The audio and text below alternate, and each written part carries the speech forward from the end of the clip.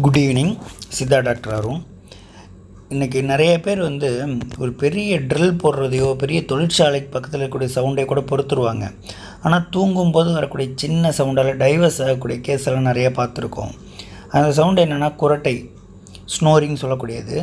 ஃபாரின்லலாம் நிறைய டைவர்ஸஸ் குரட்டைனாலேயே இருக்குதுன்னு சொல்லிட்டு அதுக்கு விதியும் இருக்குது.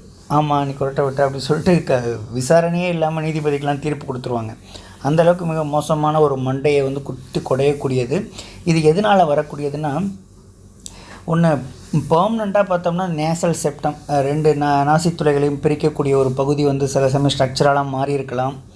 அப்படி இல்லாத பட்சத்தில் நம்ம ஓவர் வெயிட்டாக இருக்கும் பொழுது அந்த மசில்ஸ், ஏர்வேயில் இருக்கக்கூடிய மசில்ஸ் கொஞ்சம் வீங்கியிருக்கலாம், கொஞ்சம் அழுத்தப்பட்டிருக்கலாம். டான்சில்ஸ்ன்னு சொல்லக்கூடிய ஏரியாவில் இன்ஃப்ளமேஷன்ஸ் இருக்கலாம், அதாவது வீக்கம்.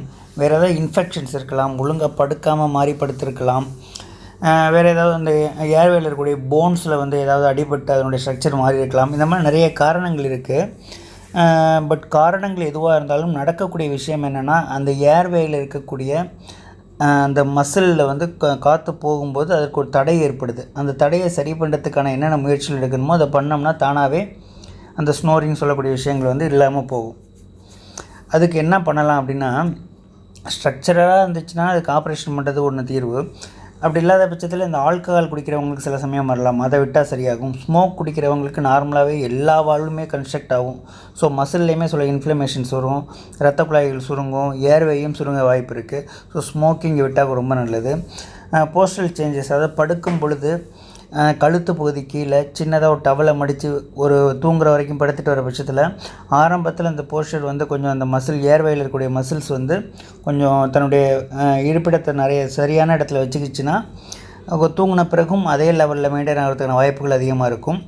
இதற்கு அடுத்ததாக வேறு என்ன தீர்வுகள் இருக்க முடியும் அப்படின்னு பார்த்தோம்னா, இப்போ டான்சில்ஸ் வீங்கி இருந்துச்சுன்னா அதுக்கு ஆன்டிபயோட்டிக் எடுக்கணும், நல்ல ஸ்கோப்பி போட்டு பார்த்து தகுந்த மருந்துகள் எடுத்துக்கலாம்.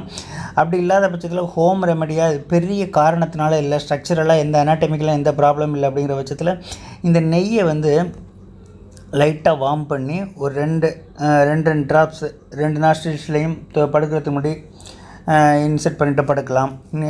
இதற்கு அடுத்ததாக மஞ்சள் இருக்குது பார்த்திங்களா, மஞ்சளை பால் நல்லா கொதிக்க வச்சு அதை பெட் டைம் முன்னாடி குடிச்சிட்டு வர பட்சத்தில் நார்மலாகவே ஏர்வேயில் இருக்கக்கூடிய அப்ஸ்ட்ரக்ஷன்ஸ் குறையிறதுக்கான வாய்ப்புகளும் சின்ன சின்ன இன்ஃப்ளமேஷன் தான் சரியாகிறதுக்கான வாய்ப்புகளும் ரொம்ப அதிகமாக இருக்குது. இதற்கு அடுத்ததாக மிகவும் முக்கியமாக இந்த ஏலக்காய் பவுடர் எடுத்து ஹாட் வாட்டரில் நல்லா கொதிக்க வச்சு அதுலேருந்து வரக்கூடிய ஆவியை கொஞ்சம் முகர்ந்துட்டு அதை உள்ளேயும் குடிச்சிட்டு படுத்தோம் அப்படின்னா நிச்சயமாக அந்த இருக்கக்கூடிய அந்த டஸ்ட்டுகள் போகிறதோடு இல்லாமல் அப்ஸ்ட்ரக்ஷனும் குறையும் அப்படிங்கிறத பதிவு பண்ண விரும்புகிறேன்.